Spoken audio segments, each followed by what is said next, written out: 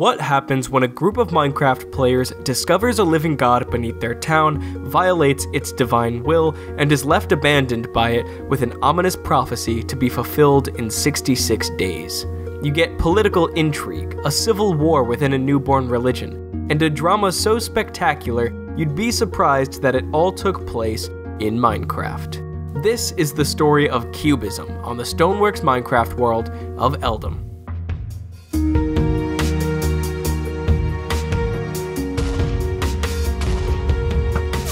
You can join the Stoneworks Minecraft server today. You can come and build towns, create nations, develop cultures, write history, worship gods, and make friends. Join us at this IP, play.stoneworks.gg, and look below for that oh so important Discord link too.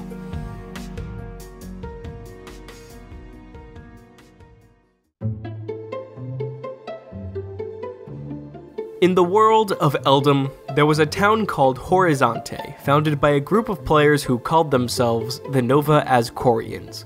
The Nova Ascorians were just like any other group of players. They had their own exciting ideas for their town and their culture, and having had to flee their old homeland to the protector nation of Batu, they were ready to re-establish themselves. But soon, something happened that none of them could have predicted. When one of the leading members of Horizonte, player Connor L6, went on a routine mining trip, he could sense that something was off. He had this warm, fuzzy feeling inside, until he eventually dug straight into a great wall of bedrock. And at a Y level around 30, this was extraordinarily strange. He spread word around town, and a large group of players gathered to excavate the structure, revealing the existence of a massive bedrock cube right beneath their town. They instantly grew attached to the anomaly, praising it in the highest regards and claiming that the bedrock cube could show them the way to salvation. But one player, Wolfic Morgan, had a different idea. He was able to block a glitch into seeing that the cube was in fact hollow, that in the middle of it lay a few lonely chests, which, guarded by unbreakable bedrock, undoubtedly held great treasure. So he and the other players hatched a plan, and using nether portals and block glitching, a risky and illegal action according to the server rules, they were able to get into the cube in a now legendary heist. The Chancellor of Horizonte, player Lily was the first to enter, and in the center chests, the group of Nova Ascorians found a massive stockpile of legendary loot. Old books that were lost to history, enchanted artifacts, documented plans from the most powerful nations of Eldom, and even mighty relics dating all the way back to the death of the chaos goddess, Entropy, a saga which my fellow YouTuber RedfireX is animating. This was no ordinary cube, and this was no ordinary find. It was clear to the players that they had entered into the manifestation of a god, right below their very town. Word of all of this spread across Eldom. Newspapers spread the news like wildfire, and the players of Horizonte brought many travelers to the depths of their mines to gaze upon the bedrock behemoth. But most importantly for our story, there eventually would visit a few disparate groups of players. First was a group from the town of Goldenvale, across the map in the country of Aram Solis, and led by their skillful leader, named Brad Braddington. Later would come the mystical great priest of an obscure religion, named Rewilther, and then a curious traveling merchant named Dark Drac. All of these players who visited the cube would convert to worshipping it in its newfound religion, and they all united into a single fellowship called the Custodians of the Cube. But in the days to come, the divine cube itself would act unpredictably, and just as suddenly as it was found, it vanished, abandoning Horizonte and Eldom, and leaving behind only a deep pit to the cold, dark void.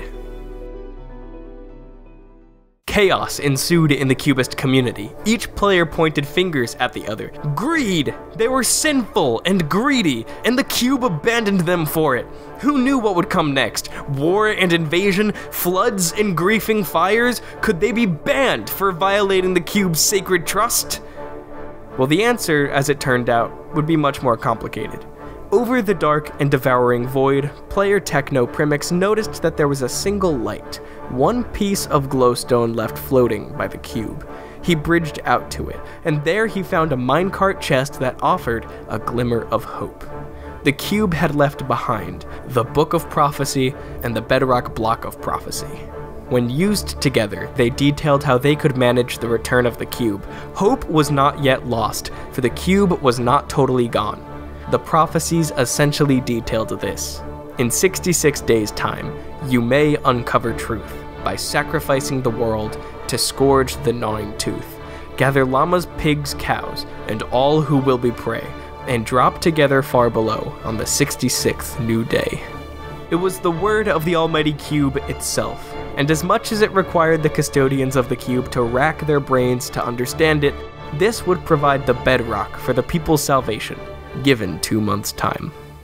In this long set period, there was widespread excitement among the faithful followers of the cube, but also disorganized confusion as to what they should do. Everyone had their own guesses surrounding the events and prophecy, but the priest Rewilder, one of the recent converts to cubism, took the initiative to stay in his secluded home and write a variety of treatises on the true nature of the cube. In an attempt to summarize the new formed canon, the cube is the embodiment of creation, while the void embodies annihilation. Creation is brought by love, and so the cube is love. Love is the core of unity, so the cube itself is harmony. But these are offset by void, the anti-creation, destruction, and hate. By nature, the cube is all, and by emptiness, the void is not. All the gods of the pantheon are aspects of the cube. Creo, Elamus, Ovidius, Grigium, and Kronos are all avatars in the universal fractal. The gods sealed and separated the cube from the void. So to praise the cube is to praise existence, and to fight the void fights disunity and hate. So praise the cube and seal your gods with closed brackets, and acknowledge the void with brackets that are open. Thus started the official interpretive canon, which the cubists widely accepted, debated, and expanded upon. In the coming days, players from all around Eldom would continue to worship the cube, and Horizonte constructed an ornate temple over the void to cast players into it as human sacrifice. As tragic as the loss of the cube was, the faithful group had developed a really unique and deeply world-built culture, which remains the strength of cubism to this day, and perhaps why I'm dedicating a whole video to it. But one day, during routine sacrifices and worship, they found that a small skeleton of a cube had suddenly appeared overhead, and the beaches above the temple turned to golden ore. The town was abuzz at these miracles, and cubists from all over Eldom came to Horizonte, particularly Brad and his followers from Goldenvale. In the temple, a great many sacrifices of gold and god weapons were made, and out of the stone ceiling dropped a minecart on the player Mezur.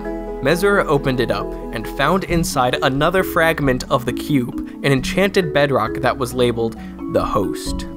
Mezur showed the host off to the players around him, and it was clear that the cube was present for all there to witness. But instead of any miracles or divine revelation, what would come was a massive and bloody controversy. What truly happened on the day of the host remains unknown. Except to me. I saw what happened, but I'm not gonna tell you. The worshippers were gathered all around Mezur, circled around an ill-placed hole in the temple floor in front of them. In Mezur's hand was the block of the host, and just as quickly as he had taken it from the minecart, it was gone. The worshippers freaked out in chat. Mezur frantically claimed that the gods had whisked it from his inventory, probably because Brad's people were attacking each other in the background, whereas Brad swore that he saw Mezur throw it through the hole into the void. Connor and Millie accused Mezur of hiding it for himself. The leaders fractured against each other, everyone pointed fingers, and the cubist crowd suddenly didn't know who to trust. They had a great argument in the center of the temple, Mezur stating that it was due to the sins of fighting and greed that the host was taken from them. Brad said that he saw what he saw, so he took the Book of Prophecy off of the temple altar, and he announced that Mezur and the custodians of the cube had failed to protect the holy artifacts, and they could not be trusted to do the cube's bidding. He then demanded to see the other artifact, the Block of Prophecy, which Millie was supposedly holding in her house, keeping until she'd make a museum exhibit for it. They all left the temple to the streets of Horizonte, but Millie refused to show them the Block of Prophecy out of fear that Brad and his group would steal it. Millie was accused of greed and causing disorder, and Brad was accused of faking that he had the real Book of Prophecy. Everyone's intentions were suspect. Was Millie keeping the Block of Prophecy as a stolen item for her own benefit? Did she really want to put it in a museum? Was Brad splitting the group for his own power? Was Mezzer telling the truth about the Block of the Host vanishing from his hands? And so, in the anxious chaos, Brad declared in front of everyone that he and his people of Goldenvale would break off and form the Order of the Cube, the true sect of worshippers who would complete the prophecy on the 66th day, who would restore the original cube for everyone in Eldom. He gave Millie 10 seconds to reveal the Block of Prophecy. As he counted down, Connor L6 attacked him. Brad's bodyguards fought back and chased Connor into the river. Millie was attacked and she fled. Brad ordered them to bring back her head, so Guard Ready, BK God, and Block Nut Boy ran the Chancellor down and murdered her in her own streets. They took her stuff, but didn't find the Block of Prophecy on her.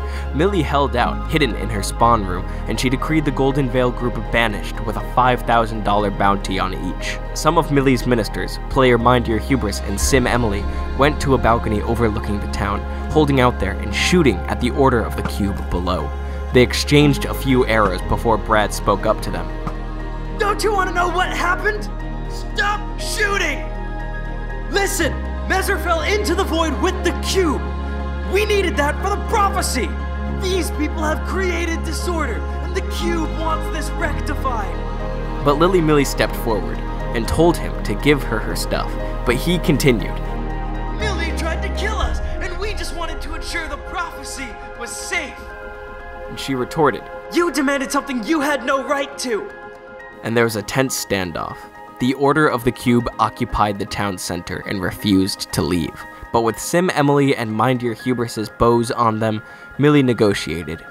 If they returned her stuff and they left peacefully, she would recognize their right to keep the Book of Prophecy. They agreed to this, but as they left, people in the chat hinted that it was crusade time.